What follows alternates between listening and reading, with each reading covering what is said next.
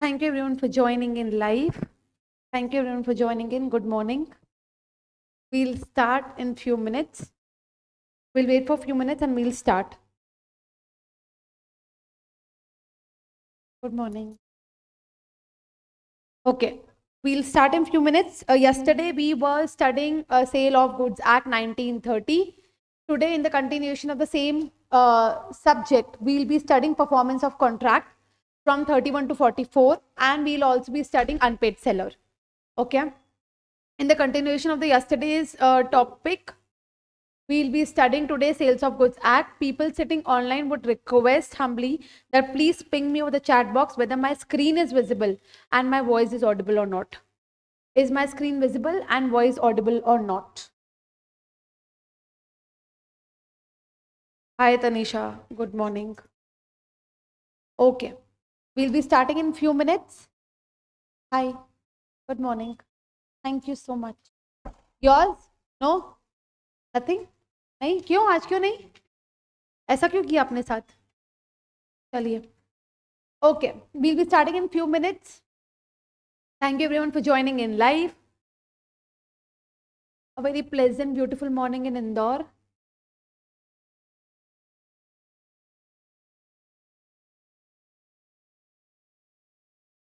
Requesting everyone to एक बार revise फटाफट जो भी कल किया था.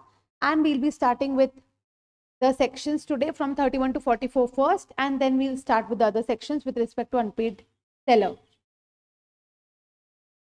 कल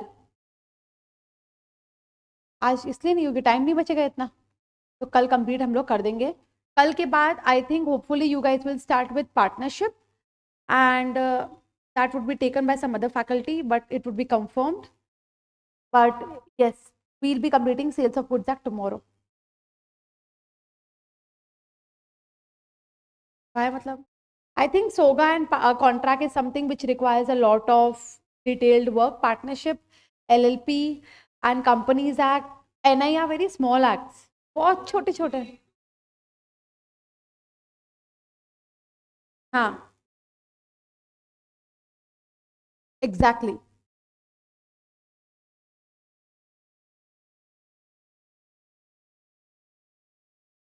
नहीं बेटा ऐसा नहीं सोचना. If you will do 200%, then you will score 100. तुम करके 50 के जाओगे तो मिलेंगे 25. Don't think like this. हमेशा कोर्स पूरा कंप्लीट करना चाहिए 100%.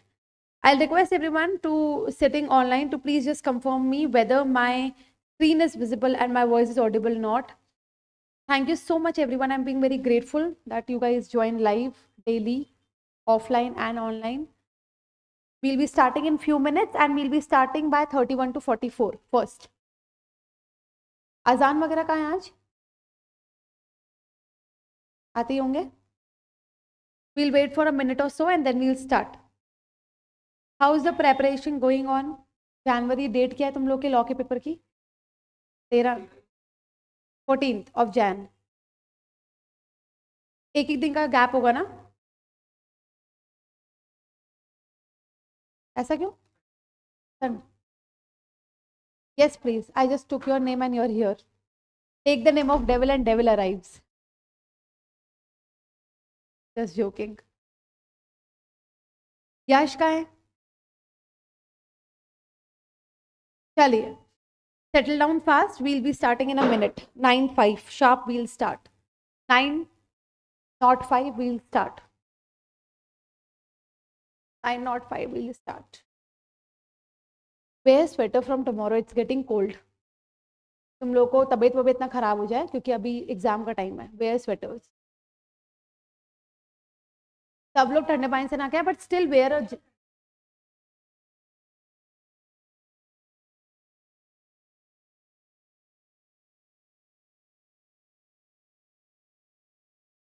एक पतला सा लेयर पहन लो तो क्या होगा, थोड़ा बहुत भी शिवरिंग हो रही होगी तो बच जाओगे, बिकॉज इट्स एग्जाम टाइम ना. You should take care of yourself.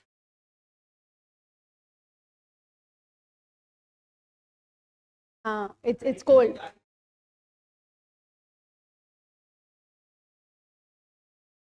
How much kilometers far away is your? अच्छा. And it has a good facility, good food. Good food. आहा, अजान ब्रिंग्स सो स्वीट अजान, वेरी नाइस. चलिए, okay, very nice, I upload you for this. खाना खिलाना चाहिए सबको, अच्छी बात है. चले, क्या क्या फोर्स, तो क्या हो गया. चलिए, okay. Tomorrow we did with respect to sales of goods at conditions and warranty. We also dealt with 27 to 30. Now we'll be dealing with 31 to 44 जो हमने कल लर्न करे थे. I am not expecting कि लर्न होंगे. हम एक बार revise करेंगे, उसके बाद हम वापस स्टार्ट करेंगे. ठीक है, चलिए. 31 to 44 relates to performance of contract. What it relates? It relates to performance of the contract. तो पहले हमने क्या बात करी थी, किसकी ड्यूटी, सेलर एंड बायर की. ठीक है, तो 32 मतलब नंबर 5 किसकी बात करेंगे, payment and delivery are concurrent condition. 33 से लेके 38 सिग्निफाइज डिलीवरी. तो 33 delivery, 34 part delivery, 38 instalment delivery. 36 नहीं 35 में पहले बायर अप्लाई करेगा डिलीवरी के लिए. तो ये जो रूल है वो कहाँ देके रखा है, 36 में. 37 में रॉन्ग क्वांटिटी. अब 39 से लेके 44 हम किसके घर जा रहे थे, हम जा रहे थे अभय के घर. तो कैसे जा रहे थे, कैरियर या वॉर फिंगर से जा रहे थे. बट उसका घर कहाँ पर है, डिस्टेंट प्लेस पे है. फिर जब उसको गुड्स मिल गए तो उसने एग्जामिन करे, पहले एग्जामिनेशन किया, फिर एक्सेप्टेंस किया, फिर ये बाउंड नहीं है रिटर्न करने के लिए गुड्स. ठीक है, रिजेक्टेड गुड्स. बट इसने निग्लेक्ट किया है या रिफ्यूज किया है तो इसके ऊपर लाइबिलिटी आएगी. स्टार्ट करें, चले एक बार कर ले फटाफट, बिना देखे करें. 31 किसकी ड्यूटी है, duty of buyer and seller. तो 32 में क्या है, पेमेंट एंड डिलीवरी. तो 33 में डिलीवरी, 34 में, 38 में इंस्टॉलमेंट, 35 में बायर बोलेगा कि डिलीवरी दो. तो ये जो रूल है वो कहां देके रखा है, 36 में. 37 में रॉन्ग क्वांटिटी. अब आ जाएगा 39 टू 44 किसके घर जाएंगे हम, अभय के घर जाएंगे. तो कैसे जाएंगे, कैरियर है वॉर फिंगर से जाएंगे. फिर डिस्टेंस प्लेस पर है, फिर नहीं एक्सेप्टेंस नहीं, पहले एग्जामिनेशन, फिर एक्सेप्टेंस, फिर अगर ये बाउंड नहीं है रिजेक्टेड गुड्स के लिए, बट अगर रिफ्यूज करता है या निग्लेक्ट करता है तो इसको लाइबिलिटी होगी. चलें कंटेंट पढ़ें इसका. Okay then we'll start from section number 31, duties of seller and buyer. It is a duty to the seller to deliver the goods. It is a duty to seller to deliver the goods and of the buyer to accept and pay for them in accordance with the terms of contract of sale. मतलब simple सी बात है, seller की duty है कि वो deliver करेगा, buyer की ड्यूटी है कि वो एक्सेप्ट करके उसका पैसा देगा. सिंपल. तुम पेन लेने गए तो मेरी ड्यूटी क्या है, मुझसे पेन ले रहे हो कि मैं तुम्हें पेन दूं, और इसकी ड्यूटी क्या है, ये एक्सेप्ट करे पेन और उसके मुझे पैसे दे. ठीक है, चलिए. Good Azaan, clear. चलिए, payment and delivery are concurrent conditions. Concurrent मतलब क्या होता है, अलग अलग. चलिए, unless otherwise agreed, a delivery of goods and payment of the price are concurrent conditions. That is to say, the seller shall be ready and willing to give possession of goods to the buyer in exchange of price, and the buyer shall be ready and willing to pay the price in exchange of possession of goods. तो इसमें समझना पहला element क्या है, concurrent conditions. पहला element क्या है, concurrent condition. दूसरा क्या है, possession की बात चल रही है. दूसरा क्या है बेटा, possession की बात चल रही है. possession किसका, सेलर possession देगा बायर को, और बायर क्या देगा, प्राइस. ठीक है, चलिए. तो सिंपल सी बात है, payment and delivery are concurrent conditions, मतलब they both are different in their own terminologies. Concurrent conditions का मतलब ये है कि सेलर अपना पोजेशन छोड़ के किसके पास जाएगा, बायर के पास. बायर पेमेंट करेगा, क्यों करेगा, क्योंकि उसे उसका पोजेशन चाहिए. Clear, all sorted, easy PG. चले, अब delivery 33. Delivery of goods sold may be made by doing anything. Delivery of goods sold may be made by doing anything, which the party agree shall be treated as delivery, और which मतलब पहला किसका agreement है, parties का agreement है, और which has the effect of putting the goods in possession of the buyer or any person authorized to hold them on this behalf. Delivery का क्या मतलब होता है, नेचुरल वे में सोचो, जब भी तुम खुद कुछ चीजें डिलीवर करते हो या जोमेटो हमें डिलीवरी करता है, तो डिलीवरी का क्या मतलब होता है कि पार्टी अग्री करती है। मतलब मैं बोलती हूँ जोमेटो को कि मेरे घर पर गुड्स, मेरे घर पे फूड डिलीवर कर दे, जोमेटो बोलता है हाँ मैं आपके घर पे ये वाले एड्रेस पे डिलीवर करूंगा, तो क्या हुआ है हम दोनों का अग्रीमेंट, क्या हुआ है अग्रीमेंट। तो या तो पार्टी ने अग्री कर लिया है या कोई ऐसा काम जिससे बायर पोजेशन में आ जाए।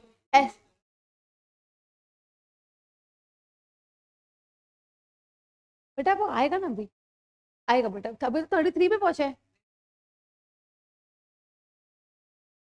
आएगा डोंट वरी, ठीक है 36 सब क्लॉज 2 है ना, आ जाएगा, चलिए ठीक है। तो पहला क्या है, पार्टीज का अग्रीमेंट या ऐसा कोई काम जिससे हम क्या कर रहे हैं, बायर को पोजेशन दे रहे हैं या उसके ऑथराइज पर्सन को पोजेशन दे रहे हैं, ऐसा कोई काम जिससे हम बायर को पोजेशन दे रहे हैं या उसके ऑथराइज पर्सन को पोजेशन दे रहे हैं, ठीक है। अब पार्ट डिलीवरी हो तो क्या होगा, समझना, पार्ट डिलीवरी हो तो क्या होगा, the delivery of part of goods in progress of the delivery of the whole has the same effect। समझिएगा, अगर कोई पार्ट की डिलीवरी हो गई है, in progress of the delivery of whole मतलब पूरा डिलीवर करना चाह रही हूं मैं और पूरे में से 60% डिलीवर हो चुका है, 40% बचा है, has the same effect for the purpose of passing the property in such good as the delivery of whole। मतलब वो ही अफेक्ट होगा जैसे ये माना जाएगा कि पूरी डिलीवरी हो चुकी है। But a delivery of part of the goods with the intention of severing it from the whole does not operate as a remember। मतलब ये समझना, अगर हमारा इंटेंशन ये है कि हमें उस कॉन्ट्रैक्ट को 2 पार्ट में डिवाइड करना है, ये पोर्शन पहले जाए फिर वो पोर्शन जाए, तो ऐसा सेम इफेक्ट माना नहीं जाएगा। इसका एग्जांपल समझ लो, ठीक है। देखो तुम लोग मेरे पास आए, मैं एक पेन मैन्युफैक्चरर हूं, पेन के साथ मैं रबड़ भी दे रही हूं, रबर एंड पेन, तुम लोगों ने मुझसे 200 पेन ली है, ठीक है। तुम लोगों ने मुझे बोला कि हमें पेन और रबर अलग अलग चाहिए कि हम अलग अलग डिलीवरी इसकी करना चाहते हैं। मैंने पेन की डिलीवरी कर दी, रबर की डिलीवरी नहीं करी। मेरा इंटेंशन ये कि दोनों की दोनों कॉन्ट्रैक्ट अलग अलग रहे, तो ऐसा इफेक्ट नहीं होगा कि मैंने पूरा होल कॉन्ट्रैक्ट डिलीवर कर दिया है। बट अगर मैंने दोनों की डिलीवरी साथ में करी और पाउचेस बना बना के किए, 1 rubber 1 pen, 1 rubber 1 pen, 1 rubber 1 pen, और उतने 60 आर्टिकल्स कर लिए, 40 रोक के रखे हुए हैं, तो मेरा इंटेंशन क्या है, to treat the contract as whole. पहले वाले एग्जांपल में मैं एक पेंसिल एक रबर अलग अलग दे रही थी, दूसरे वाले एग्जांपल में मैं एक दोनों को कंबाइन कर करके दे रही हूं, तो सेकेंड वाला मेरा इंटेंशन क्या है, to treat the contract as whole. But first वाले में मेरा इंटेंशन क्या है, to treat the contract as severable, to treat the contract as severable, ठीक है, इजी। चले तो देखो 31 में क्या पढ़ा हमने, बायर, क्या सेलर की ड्यूटी है, to deliver the goods, buyer की ड्यूटी क्या है, to accept the goods and उसके अगेंस्ट पैसे दे, तो pay the price. Payment and delivery are concurrent condition, मतलब अलग अलग कंडीशन है। इसमें किसकी बात चल रही है, पोजेशन की, क्या बात चल रही है, पोजेशन की। फिर हमने बात करी डिलीवरी, डिलीवरी कैसी है, या तो दोनों पार्टी ने अग्री किया हो या हम ऐसा कुछ एक्ट करें जिससे बायर पोजेशन में आ जाए या उसका ऑथराइज पर्सन पोजेशन में आ जाए, ठीक है। चलिए, buyer to apply for delivery apart from any express contract, मतलब अगर एक्सप्रेस कॉन्ट्रैक्ट में ये लिखा हो कि कोई और डिलीवरी के लिए अप्लाई करेगा तो बायर अप्लाई नहीं करेगा। The seller of goods is not bound to deliver them until the buyer applies for the delivery। मतलब जनरल प्रोविजन क्या है कि बायर अप्लाई करेगा, सेलर अप्लाई नहीं करेगा। बट अगर एक्सप्रेस कॉन्ट्रैक्ट में लिखा है कि सेलर अप्लाई करेगा तो फिर क्या अप्लाई होगा, सेलर अप्लाई होगा। तो सिंपल सी बात है, जनरल प्रोविजन क्या है, बायर अप्लाई करेगा, सेलर अप्लाई नहीं करेगा, बट एक्सप्रेस कॉन्ट्रैक्ट में कुछ और लिखा है तो वो फॉलो होगा, इजी। चलिए अब रूल्स एज टू डिलीवरी, ठीक है, whether it is for the buyer to take the possession of goods or for the seller to send them to the buyer is a question depending in each case of the contract, express implied between the parties. अब buyer possession लेगा, seller बेचेगा, ये तो natural phenomena है, but ये वाला question depend करेगा each case पे based on express and implied contract. That means ये तो जनरल प्रोविजन है. अगर मान लो इसका कुछ उल्टा होगा तो किस पे डिपेंड करेगा, एक्सप्रेस या implied contract between the parties.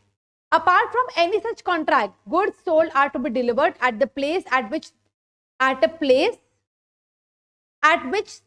they are at the time of the sale, and goods agreed to be sold are to be delivered at a place at which they are time of the agreement to sell, or if not, then in existence at a place at which they are manufactured or produced. ठीक है, समझना. अब goods के place और time की बात चल रही है. किसकी बात चल रही है? प्लेस एंड टाइम की. Apart from such contract, goods are to be delivered. कहाँ पे डिलीवर होंगे? At a place, at a time, and goods agreed to be sold are to be delivered. मतलब जहां पे अग्रीमेंट हुआ है कि हम ये गुड्स सेल करेंगे, वो उसकी डिलीवरी प्लेस और टाइम हो जाएगी. जैसे तुम शॉप पे गए पेन लेने के लिए, तो डिलीवरी प्लेस और टाइम क्या होगा? शॉप. डिलीवरी प्लेस और टाइम क्या होगा? Shop. And goods agreed to be sold are to be delivered at a place at which they are at the time of agreement to sell. या ये हो गया at the time of sale, समझना. ये हो गया at the time of agreement to sell. If not, then in existence at a place which they are manufactured or produced. इसका एक ऊपर का एक छोटा सा कॉपी में अपने डायग्राम बना लो. डायग्राम बना लो छोटा सा. I'll tell you the shortcut of how to break this particular, provision.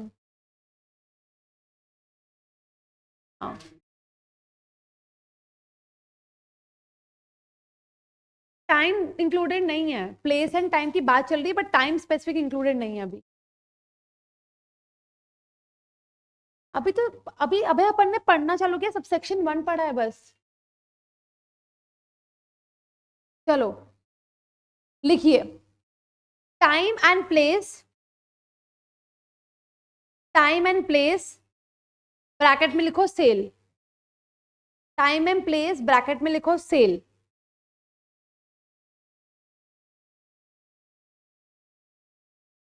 लिखा. और दूसरी जगह लिखो टाइम एंड प्लेस ब्रैकेट में लिखो अग्रीमेंट टू सेल.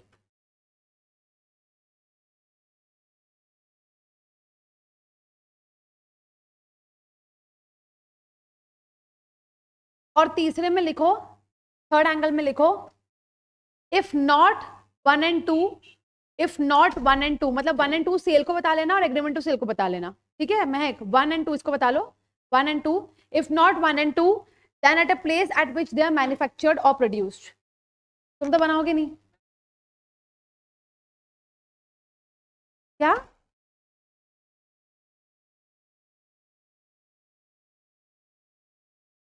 इसको दे देना नोट. ठीक है, इफ नॉट ठीक है. अब पढ़ना जरा. टाइम एंड प्लेस जनरली क्या होगा? जहां पे सेल हुई है. अगर ये नहीं हुआ तो टाइम एंड प्लेस कहाँ होगा? जहां पे अग्रीमेंट टू सेल हुआ है. और अगर ये भी नहीं हुआ, ना 1 हुआ ना 2 हुआ, तो टाइम और प्लेस कहाँ होगा? जहां पे गुड्स मैन्युफैक्चर्ड या प्रोड्यूस्ड हुए हो. कोई दिक्कत? देखिए, time and place if not, चलें, where under the contract of sale. किसकी बात चल रही है इधर? कॉन्ट्रैक्ट ऑफ सेल की. The seller is bound to send the goods to buyer, but no time for sending them is fixed. मतलब contract of sale हो गया है, सेलर को गुड्स किसको डिलीवर करने हैं? बायर को. बट टाइम फिक्स नहीं है कि कब करना है. तो वो टाइम क्या होगा? Reasonable time. ये रहा टाइम फिक्स को टाइम फिक्स पे देना है. हाँ चलो. Where the goods at the time of sale are in possession of third person, there is no delivery by seller to buyer unless until such third person acknowledges to the buyer that he holds the goods on his behalf. समझना, मैं को तुम्हें कुछ देना है being the seller, और जो goods है वो महक के पास पड़े हुए हैं, तो मैं तुम्हें कोई गुड्स नहीं दे सकती जब तक थर्ड पर्सन एक्नॉलेज नहीं करता कि मेरे पास जो गुड पड़ा हुआ है वो गगन के बिहाफ पे पड़ा हुआ है। तो जब पोजेशन थर्ड पर्सन के पास होगा तब सेलर टू बायर डिलीवरी नहीं हो सकती until and unless the third person acknowledges the fact कि मेरे पास जो गुड्स है वो थर्ड पर्सन की कैपेसिटी में पड़ा हुआ है। ठीक है, provided that nothing in this section shall affect the operation of the issue of transfer document to title of goods। ये छोड़ दो, कोई दिक्कत नहीं है, तो कंफ्यूज हो जाओगे। ठीक है, इजी इजी। तो सबसे पहले जहां पे सेल हुई है वो टाइम एंड प्लेस हो जाएगी, वो नहीं है तो अग्रीमेंट टू सेल जहां पे वो टाइम एंड प्लेस हो जाएगी। अगर दोनों ही नहीं है तो कहां होगी, वे गुड्स आर मैन्युफैक्चर्ड और प्रोड्यूस्ड। ठीक है, अगर कॉन्ट्रैक्ट ऑफ सेल के टाइम पे अगर टाइम प्रिस्क्राइब नहीं है तो क्या टाइम होगा, रीजनेबल टाइम। अगर कॉन्ट्रैक्ट ऑफ सेल के टाइम पर गुड्स जो हैं वो थर्ड पार्टी के पास पड़े हुए हैं तो वो थर्ड पार्टी जब तक एक्नॉलेज नहीं करेगा तब तक गुड ट्रांसफर नहीं किए जा सकते। डिमांड और टेंडर ऑफ डिलीवरी में be treated as ineffectual unless made at reasonable hour. What is reasonable hour is the question of fact.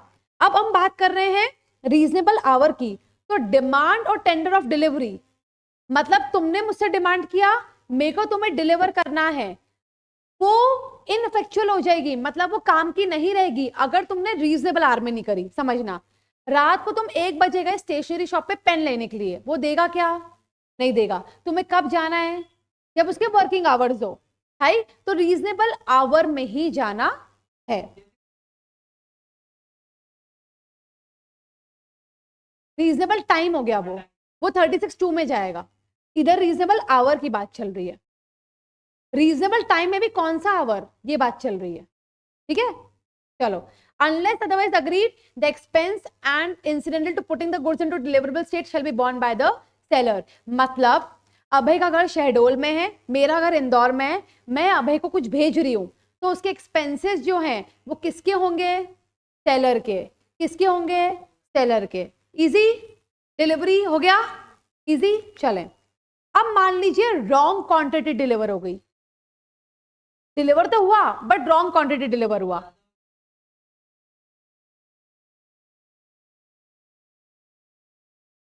चले, good. Where the seller delivers to buyer a quantity goods less, क्या हो रहा है, first में less, the buyer may reject them, but if the buyer accepts the goods to deliver he shall pay for them at a contract rate.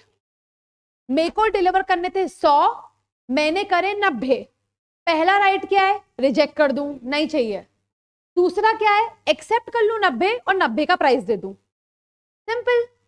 ठीक है, where the seller delivers to the buyer a quantity of good larger, समझना, then the contract is sale, the buyer may accept the goods, पहला included in the contract and reject the rest, और he में reject the whole. समझना, मेरे को देने थे 100, मैंने दिए 120, ये क्या कर सकता है, 100 एक्सेप्ट करे, 20 रिजेक्ट कर दे, या पूरा ही रिजेक्ट कर दे।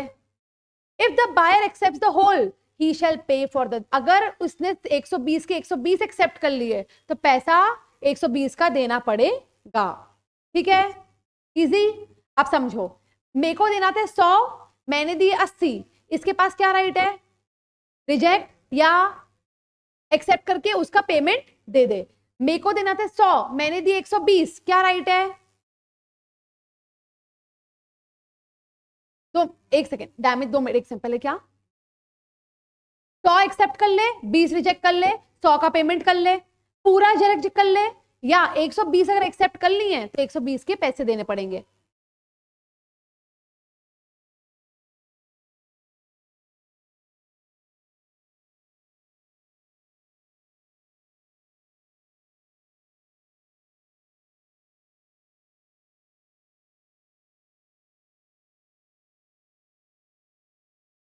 कर सकते हो, 73 में जाना पड़ेगा,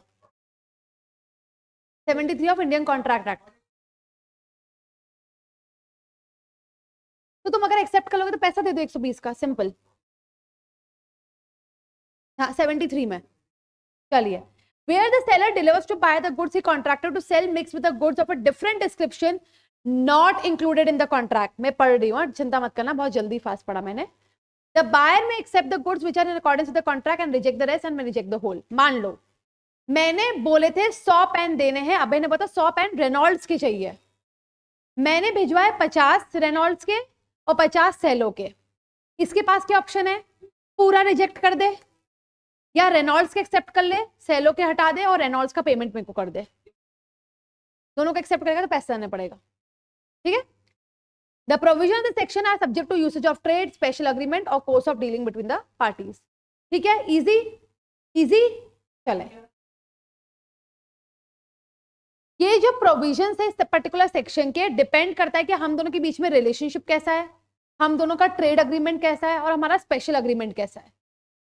मतलब ये इस पे भी डिपेंड करता है कि हमारे रिलेशंस कैसे हैं इंडिविजुअली आपस में सेलर के. ठीक है.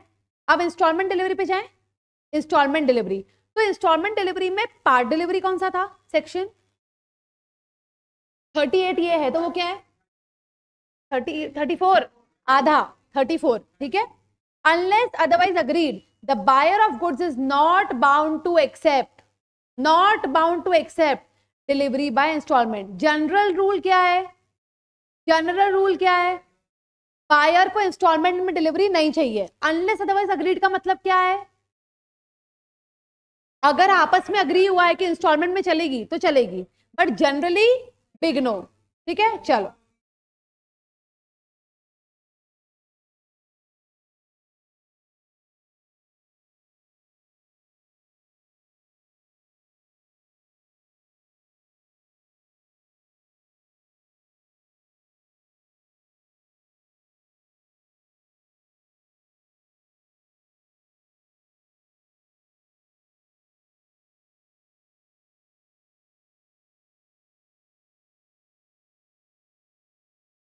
ठीक है, करेक्ट ले सकते हैं. Where there is a contract for the sale of goods to be delivered by stated installment. समझना, कॉन्ट्रैक्ट बना. क्या बना? कॉन्ट्रैक्ट बना. उसमें क्या बोला गया है कि आपको इंस्टॉलमेंट इस तरीके से पे करनी है. किसी ने इंस्टॉलमेंट पे कुछ लिया है आज तक? ईएमआई पे लिया है कुछ? अमेजोन पे ईएमआई पे कुछ लिया है? नहीं लिया है. चलो, अब जब तुम लोगे क्रेडिट कार्ड पे ईएमआई पे लोगे तो हमें मेरे को पहले ही पता रहता है कि मेरे को हर महीने कितनी इंस्टॉलमेंट पे करनी है, which are to be separately paid for, and the seller makes no delivery or defective delivery in respect of one or more installments. The seller makes no delivery or defective delivery in one or more installments, or the buyer neglects or refuses to take delivery or pay for one or more installments. It is the question in each case, depending on the terms of contract and the circumstances of the case, whether the breach of contract is repudiation of the whole contract, or whether it is severable breach giving rising to claim of compensation, but not the right to treat the whole contract as repudiated. समझाऊं? देखो, मान लो मैंने कुछ purchase किया EMI पे, वो EMI मेरी 12 महीने की ईएमआई है, 2-2 हजार रुपए पर महीने की. ठीक है. तो क्या है? कॉन्ट्रैक्ट ऑफ सेल है, स्टेटेड इंस्टॉलमेंट है. हाँ, 2-2 हजार रुपए महीने की इंस्टॉलमेंट है. अब मान लो किसी महीने मैंने बीइंग द बायर डिफॉल्ट कर दिया इंस्टॉलमेंट पे करने में, या सेलर ने जो उस महीने का मेरे को माल देना था वो दिया ही नहीं, ना सेलर ने मेरे को माल दिया और मुझसे भी कुछ गलती हो गई, तो क्या होगा? ये डिपेंड करेगा क्वेश्चन ऑफ ईच केस पर, फैक्ट ऑफ ईच केस पे. क्या डिपेंड करेगा कि ये पूरे कॉन्ट्रैक्ट को ब्रीच ऑफ कॉन्ट्रैक्ट मान लिया जाए क्या ये पूरा कॉन्ट्रैक्ट रेपुडिएट हो जाएगा क्या, और अगर ये सेवरेबल है मतलब ये सेपरेट हो सकता है, तो जो काम मेरा नहीं हुआ है क्या मैं उसके लिए कॉम्पेंसेशन मांग सकता हूं क्या? बट अगर आपने कॉम्पेंसेशन मांग लिया और कॉन्ट्रैक्ट सेवरेबल है तो पूरा कॉन्ट्रैक्ट आप रेपुडिएट नहीं कर सकते. करूं? जनरल रूल क्या है? नहीं होगी. इंस्टॉलमेंट डिलीवरी नहीं होगी. ठीक है. किस बायर नहीं करेगा. ठीक है. अब समझना, मान लो मेरी स्टेटेड इंस्टॉलमेंट है, मेरा कॉन्ट्रैक्ट हुआ है, या तो बायर ने कुछ इंस्टॉलमेंट पे नहीं करी या सेलर ने उस महीने का मेरे को माल नहीं दिया, गुड्स नहीं दिया, तो क्या होगा? ये डिपेंड करेगा किस पे?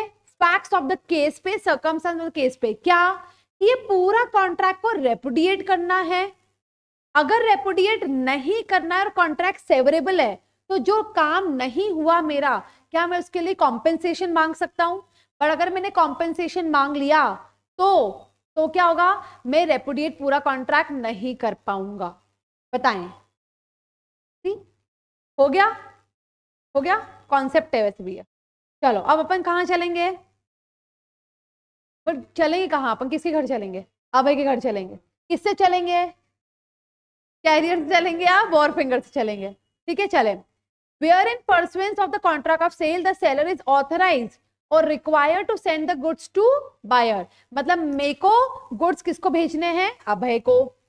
Delivery of the goods to the carrier, whether named by the buyer or not, for the purpose of transmission of buyer to the buyer or delivery of goods to a wharfinger for safe custody, is prima facie deemed to be delivery of the goods to the buyer. मतलब कोई भी person हम दोनों में से career का नाम ले कि इस कैरियर के थ्रू बेचो, इस कैरियर के थ्रू मेरे को भेजो, या वॉर फिंगर का नाम ले, डीम्ड प्राइमा फेसाई क्या माना जाएगा कि ये जो गाड़ी भर रही है ये अभय के घर ही जाएगी। Unless otherwise authorised by the buyer, the seller shall make such contract. कौन बनाएगा कॉन्ट्रैक्ट? विद द कैरियर, क्योंकि किसकी जिम्मेदारी है भेजने की? सेलर की। पूरा एक्सपेंसेस कौन उठाएगा? सेलर ही उठाएगा। ठीक है, on behalf of buyer as may be reasonable having regard to the nature of goods and other circumstances of the case. मतलब कौन कॉन्ट्रैक्ट बनाएगा? सेलर कॉन्ट्रैक्ट बनाएगा। किससे कॉन्ट्रैक्ट बनाएगा? कैरियर से या वॉर फिंगर से, कि ये सामान अभय के घर ले जाओ, depending upon the nature of case, nature of goods. मतलब अगर मैं क्रॉकरी भेज रही हूं, कांच का आइटम भेज रही हूं, तो मेरे को कॉन्ट्रैक्ट में भी उस टर्मिनोलॉजीज यूज करनी पड़ेगी कि हैंडल विथ केयर। ठीक है, चलिए। If the seller omits to do so, मान लो सेलर ने नहीं किया हैंडल विथ केयर, या उसने कॉन्ट्रैक्ट वैसा नहीं बनाया और गुड्स लॉस्ट हो गए, डैमेज हो गए, ठीक है, और in the custody of wharfinger the buyer may decline to treat the delivery to the carrier wharfinger as delivery to himself, and seller को डैमेजेस पे करने के लिए बोल सकता है। देखो, पहली जवाबदारी किसकी है? सेलर की। एक्सपेंसेस कौन देगा? सेलर देगा। अगर मान लो एक्सपेंसेस सेलर ने दे दिए, उसने कॉन्ट्रैक्ट बना लिया, अगर मान लो क्रॉकरी भेज रही हूं तो हैंडल विद केयर भी लिख लिया, तो सब बढ़िया है। बट कॉन्ट्रैक्ट नहीं बनाया मैंने ना, मैंने उसको इंस्ट्रक्शंस दिए कि ऐसा ऐसा करना, और मान लो लॉस्ट हो गया गुड या डैमेज हो गया, तो किसकी जवाबदारी होगी? सेलर की। सेलर से क्या ले सकते हैं हम? डैमेजेस। और बायर क्या करेगा? रिजेक्ट कर देगा गुड्स। ठीक है, चले। Unless otherwise agreed, where goods are send by the seller to the buyer, goods are send by seller to the buyer, to the buyer by a route involving sea transit. See, in the circumstances in which it is usual to ensure, the seller shall give such notice to buyer as may enable him to ensure them during the sea transit, and if the seller fails to do so, the goods shall be deemed to be at risk. देखो, जब भी sea transit से जाता है माल, goods, तो क्या कराना पड़ेगा आपको? इंश्योरेंस। आपको क्या कराना पड़ेगा? इंश्योरेंस। और इंश्योरेंस आपको किसको भेजना पड़ेगा? बायर को। अगर आपने नहीं कराया तो जवाबदारी किसकी? सेलर की। जवाबदारी किसकी? सेलर की।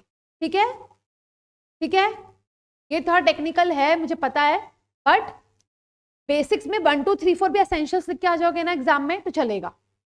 ठीक है, पूरा पैराग्राफ लिखने की जरूरत नहीं है, अगर स्टोरी भी लिखकर आ गए तो चलेगा।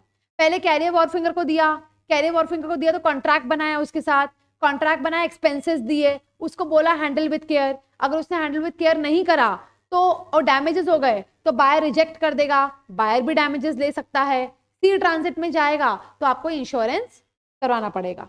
चलो नेक्स्ट चलें, लास्ट 4, 2 मिनट का break. If you guys want to drink water, पी लो वगैरह लो। टाइम आ तो गया 36:02, रीजनेबल टाइम पे देना है।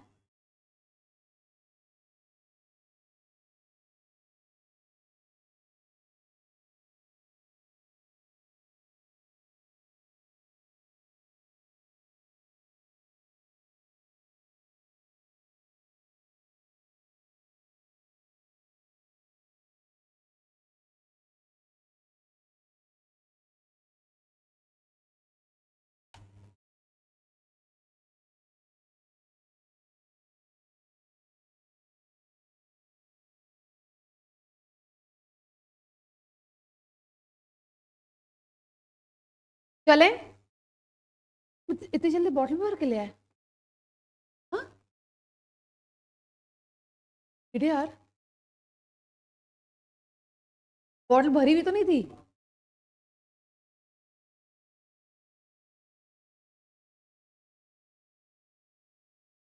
Correct.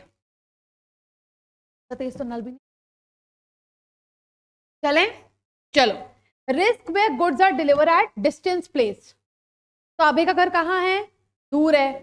Where the seller of goods agree to deliver them at his own risk at a place other than that where they are being sold, the buyer shall nevertheless, unless otherwise agreed, take any risk of deterioration in the goods necessarily incident to the course of transit. मतलब कौन लेगा risk? कौन लेगा?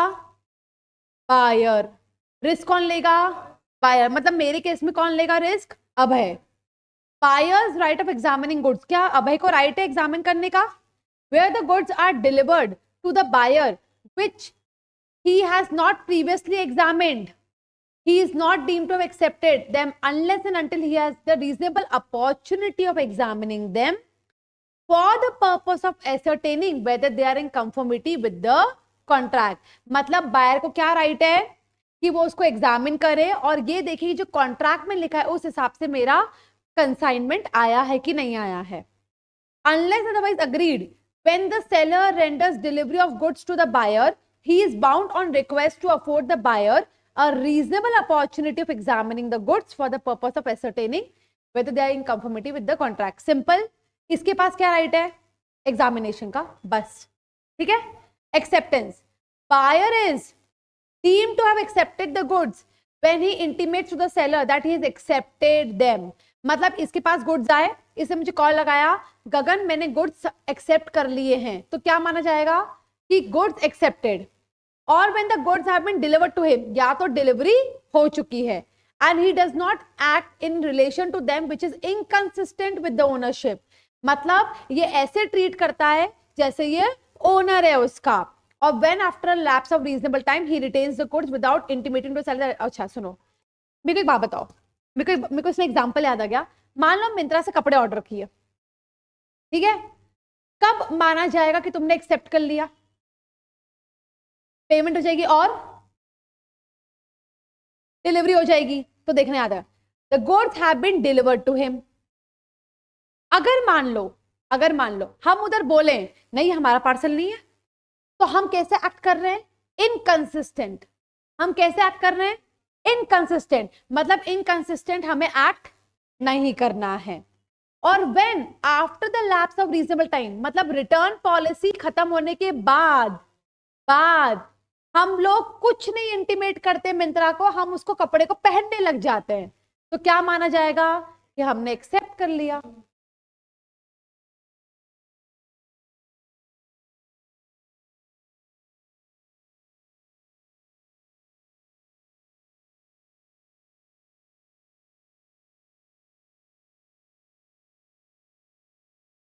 Return का option ऐसा मैंने आज तक नहीं देखा कि नहीं हो.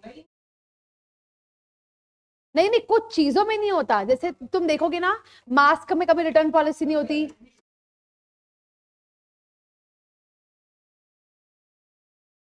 बट मान लो इससे कैसे लिंक किया हमने,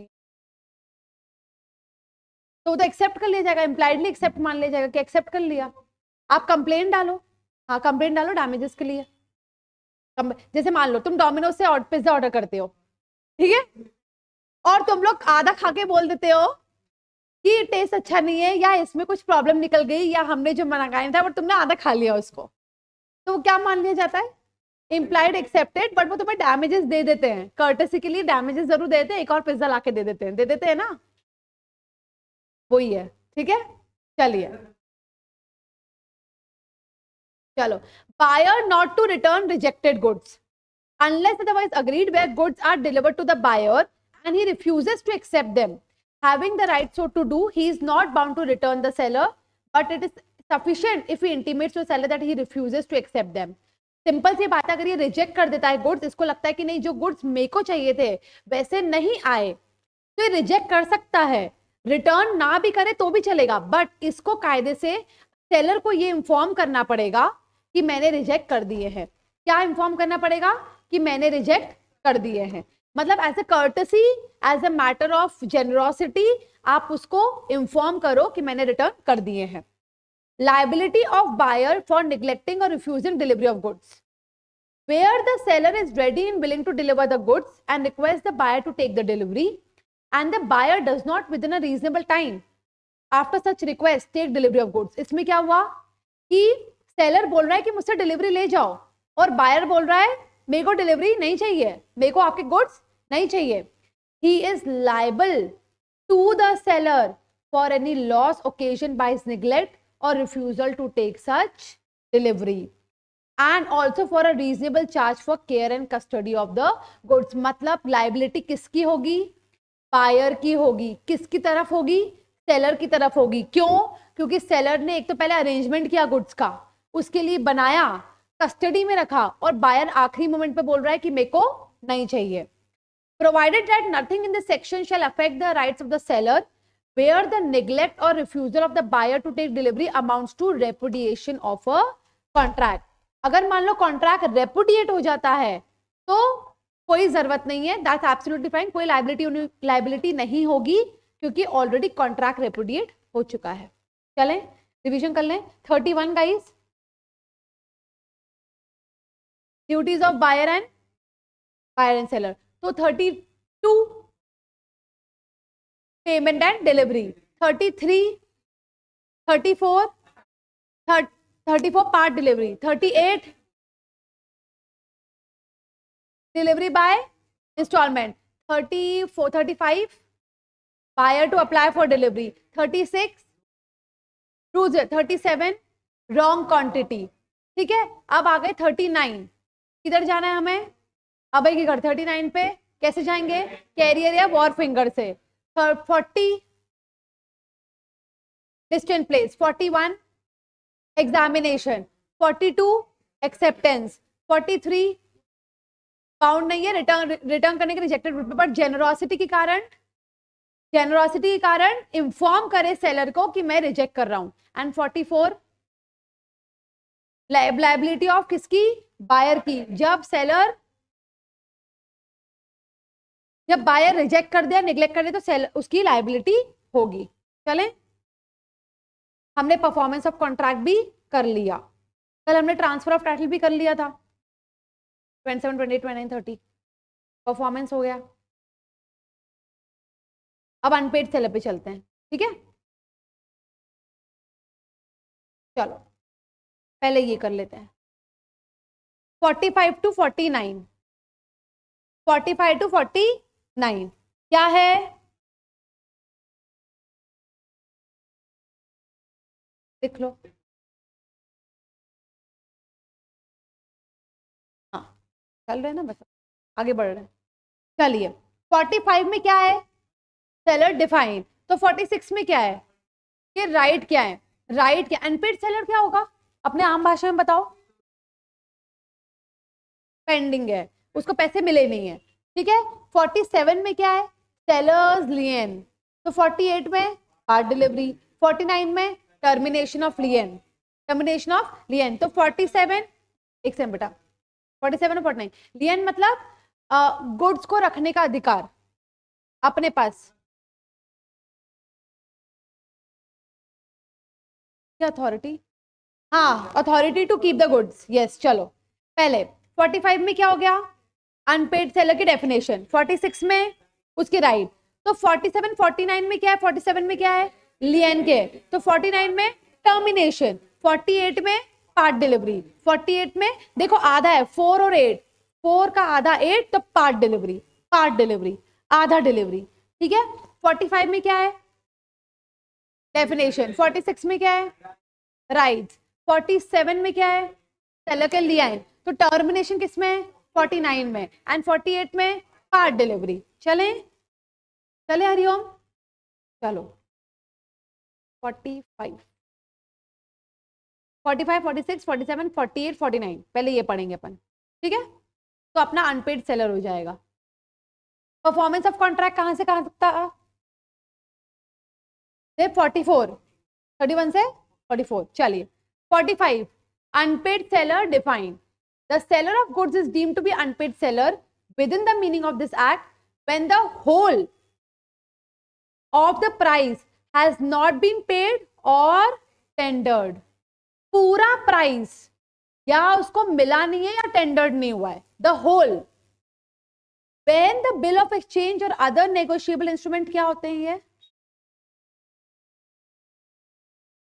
प्रॉमिसरी नोट और चेक. ठीक है, ये कहां पे डिफाइंड है? 1881. ये इसको इधर लिंक कर देना.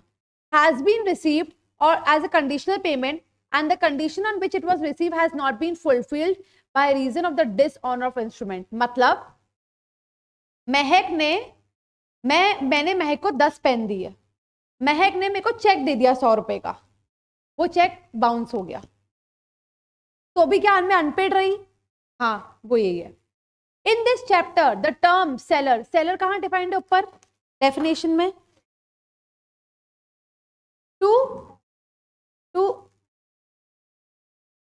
213. सेलर कौन? Who sells and agrees to sell. Who sells and agrees to sell. तुम लोग किसी एक को आना पड़ेगा. मेरा पेन नीचे गिर गया है.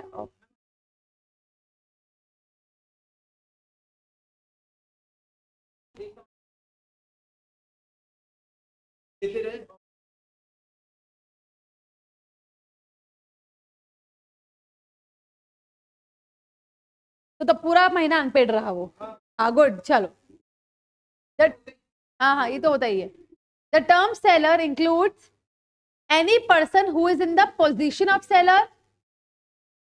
हाँ, पोजीशन मतलब पोजीशन नहीं, नौकरी पोजीशन नहीं होती बेटा.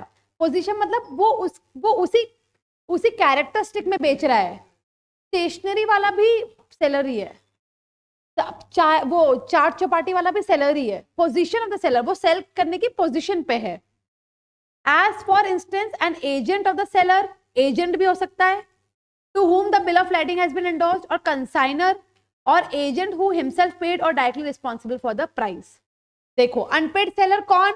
जिसको प्राइस नहीं मिला, होली प्राइस नहीं मिला, या ऐसा पर्सन जिसे bill of exchange, promissory note, cheque मिला और वो क्या हो गया? डिसऑनर. वो क्या हो गया? बाउंस नहीं, डिसऑनर. क्या हो गया? डिसऑनर. बट सेलर इसमें कौन होगा? जो पोजीशन होल्ड करता है सेलर की, या एजेंट, या कंसाइनर, या एजेंट, या कंसाइनर. क्या हो गया? उठा लो. अच्छा, पर चलो ठीक है. देखो, अनपेड सेलर कौन? अनपेड सेलर कौन? जिसको प्राइस नहीं मिला, टेंडर्ड भी नहीं हुआ ना मिला, but as bill of exchange, promissory note, cheque क्या हो गए? डिसऑनर हो गए. ठीक है, ऐसा सेलर या तो पोजीशनल सेलर पे है, या एजेंट उसका, या कंसाइनर. इजी चले. और अनपेड सेलर के राइट्स क्या हैं?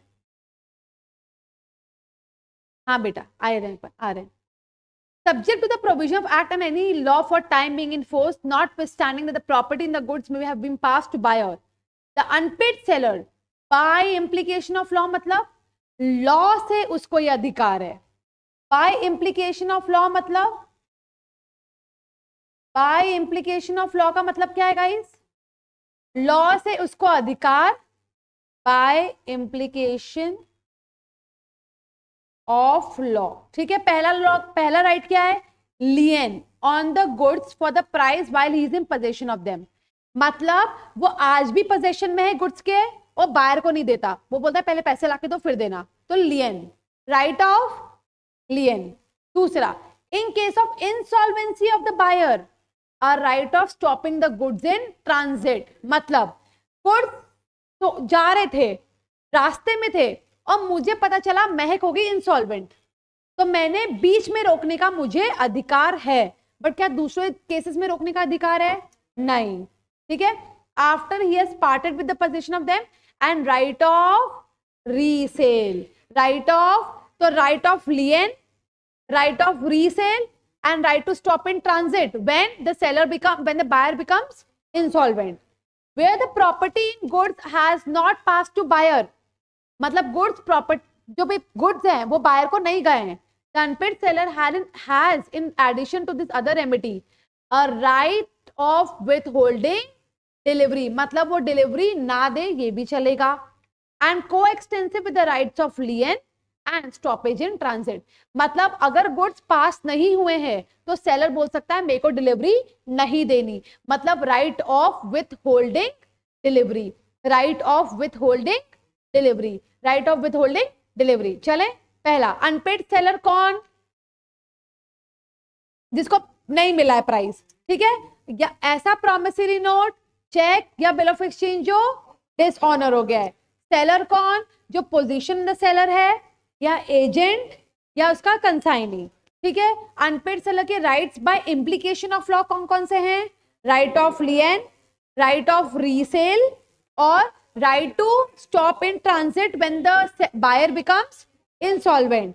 बट क्या अगर दूसरा राइट भी है, right to withhold the delivery, कब? जब गुड्स उसके साथ उसी के पोजेशन में अभी भी हैं. चले चले चलो नेक्स्ट. अब सेलर का लियन का right. Subject to the provision of this act the unpaid seller of goods who is in the possession of them is entitled to retain the possession. मतलब अभी पोजेशन ट्रांसफर हुआ है क्या? नहीं. तो क्या मैं रिटेन कर सकती हूं? हाँ. देखो, until payment or tender of the price in the following cases, namely where the goods have been sold without any stipulation as to credit, where the goods have been sold on credit but the term of credit has been expired, and where the buyer becomes insolvent. कब कब समझना. until payment or tender of price मतलब जब तक उसे पैसे नहीं मिलते, ठीक है, इन तीन केसेस में. Where the goods have been sold without any stipulation as to credit, मतलब आपके कॉन्ट्रैक्ट में कहीं नहीं लिखा कि आपको माल उधारी पे बेचा जाएगा, ठीक है. Where the goods have been sold on credit but the term of credit has been expired, आपको आपके कॉन्ट्रैक्ट में लिखा हुआ है कि गुड्स उधारी पे दिए जाएंगे बट उसका जो उधारी का टर्म है कि 1 हफ्ते में पैसा लाके देना था वो खत्म हो गया है. या बायर क्या बन गया? दिवालिया. क्या हो गया? इंसॉल्वेंट. समझना, मैं सेलर हूं, मेरे पास गुड्स रखने का अधिकार कब है? जब तक वो मेरे को पेमेंट नहीं देता, ठीक है. बट और कौन कौन सी कंडीशन है? या तो मैंने अपने कॉन्ट्रैक्ट में कहीं नहीं लिखा कि उधारी पे माल बेचा जाएगा, पहला. मैंने लिखा था बट वो टर्म क्या हो गई? एक्सपायर्ड. या बायर क्या हो गया? Insolvent. The seller may exercise his right to lien notwithstanding that he is in possession of goods as agent or bailey. मान लो मेरे पास ये गुड नहीं है, मेरे एजेंट ने होल्ड करके रखे हैं, मेरे बेली ने होल्ड करके रखे हैं, उनके पास भी राइट टू लियन है क्योंकि वो गुड्स की अथॉरिटी कहां से आ रही है? मेरे पास से. तो मेरे एजेंट के पास भी राइट है, मेरे बेली के पास भी राइट है. क्लियर? बताओ. चलो क्या क्या अनपेड सेलर के राइट है? पहले 3 ये डिस्कस करते हैं. पहला राइट क्या है? Right to lien, right to resale और right to stoppage in transit. कब? जब बायर बिकम इंसॉल्वेंट. अब सेलर के लियन के राइट कब कब है? पहला, जब तक कि क्रेडिट पे माल दिया जाएगा, अगर लिखा हो तब टाइम एक्सपायर्ड हो गया हो. और तीसरा, जब बायर इंसॉल्वेंट हो गया हो. क्या मेरे पास जो राइट है वो मेरे एजेंट के पास भी है, बेली के पास भी है? हाँ, ठीक है. अब लियन को कब टर्मिनेट किया जाएगा? टर्मिनेट मतलब खत्म. The unpaid seller of goods loses his lien thereon. कब? when he delivers the goods to the carrier or other bailey for the purpose of transmission to the buyer without reserving the right of disposal of goods. मतलब मैंने goods transmission पे डाल दिए तो क्या मेरे पास लियन का राइट है? नहीं, क्योंकि ऑलरेडी मैंने उसको ट्रांजिट में डाल के बायर की तरफ भेज दिया है. Where the buyer agent lawfully obtains the possession, मतलब उनने या तो मुझे पैसे दे दिए और lawfully possession लेके जा रहे हैं. By waiver thereof मतलब मैंने बोला छोड़ या पेमेंट मत दे, तू ले जा. मैं नहीं बोला ले जा. तो देखो टर्मिनेट कब होगा? जब मैं नहीं बोला ले जा, जब वो खुद lawfully ले गए. या तो मैंने बोला ले जा by waiver, when the buyer takes lawfully. तीसरा क्या है? जब मैंने उसे ट्रांसमिशन में डाल दिया. किसको दिया? कैरियर को या अदर बेली को दे दिया कि भैया इसको देकर आ जाओ. चलो सेलर के लिए 3 सिचुएशन, कब कब का नहीं लिखा हो, फिर और दूसरा क्रेडिट एक्सपायर्ड हो गया हो, तीसरा इंस्टॉलमेंट हो गया हो। ठीक है, क्या ये राइट एजेंट और बेली के पास भी है? हाँ। टर्मिनेट कब करेंगे? जब हमने ट्रांसमिशन के लिए भेज दिया हो, जब बायर लॉफुली ले जाओ, या मैंने क्या किया हो, वेवर कर दिया हो, मैंने क्या किया हो, वेवर कर दिया हो। अब part delivery, where an unpaid seller has made part delivery of goods, मतलब मैं अनपेड हूं और मैंने आधा गुड्स दे दिया, आधा मेरे पास है। He may excise his right to lien on the reminder, मतलब जो बचा हुआ है वो मैं रोक सकती हूँ। राइट टू लियन मतलब ना दूं, unless such part delivery has been made under such circumstances as to show an agreement to waive the lien. Simple सी बात है, मेरे पास 100 गुड्स थे, 100 में से 50 की डिलीवरी दे दी, तो 50 में रोक सकती हूँ? हाँ, मैं 50 रोक सकती हूँ। कब नहीं रोक सकती? unless such part delivery has been made under such circumstances as to show an agreement to waive the lien, मतलब मैंने वो पार्ट डिलीवरी भी दे दी सामने वाले को और ऐसे शो करके दी कि मैंने राइट ऑफ लियन को वेव ऑफ कर दिया है। ठीक है, पार्ट डिलीवरी का क्या मतलब है? अगर मेरी पार्ट डिलीवरी हो चुकी है और पार्ट डिलीवरी मेरे पास है, तो पार्ट डिलीवरी का क्या कर सकती हूं मैं? Right to lien. Right to lien कब नहीं होगा? जब मैंने उसको ट्रांसफर कर दिए हैं और मैंने अग्रीमेंट में ये शो कर दिया हो कि मैं आपको वेव करती हूं। चले, अनपेड सेलर में सेक्शन कहां से बोलोगे बताइए? 45 क्या था? 45 में डेफिनेशन, 46 में क्या? राइट्स, 47 में लियन, तो 49 में टर्मिनेशन, 48 में पार्ट डिलीवरी। ठीक है, तो जैसे ही अनपेड सेलर आएगा ये सारे सेक्शंस कोट कर देना। सब सेक्शंस लर्न कर सकते तो करो बेटा, कोई दिक्कत नहीं है। मैं अब अपन ये भी कर लें क्या? 50, 51, 52, 53, 54 ये कर लेते हैं, फिर सूट और मिसलेनियस कल निपटा देंगे, कल तो फटाफट हो जाएगा। सूट बचा है और मिसलेनियस बचा है। आज नहीं लाई बेटा मैं।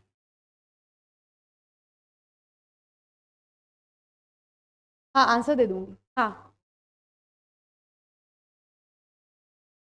34। हाँ हाँ हाँ, लिख सकते हैं बिल्कुल, इसी को लिंकिंग करना बोलते हैं। अब तुम्हें समझ आ रहा है लिंकिंग कैसे होती है? राइट, लिख सकते हो, गुड।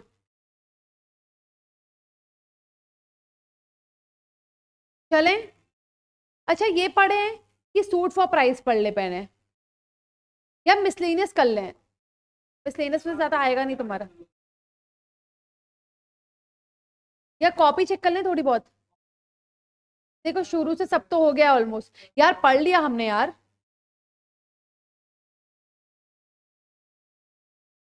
नहीं, कल खत्म कर लेंगे, वी आर ऑन टाइम, कल हम खत्म कर लेंगे, we are on time, we will be able to do it.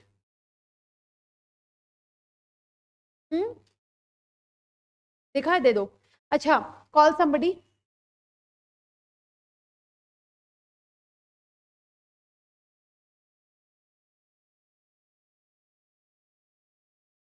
कर लेती हूँ, अभी चेक कर लेती हूँ।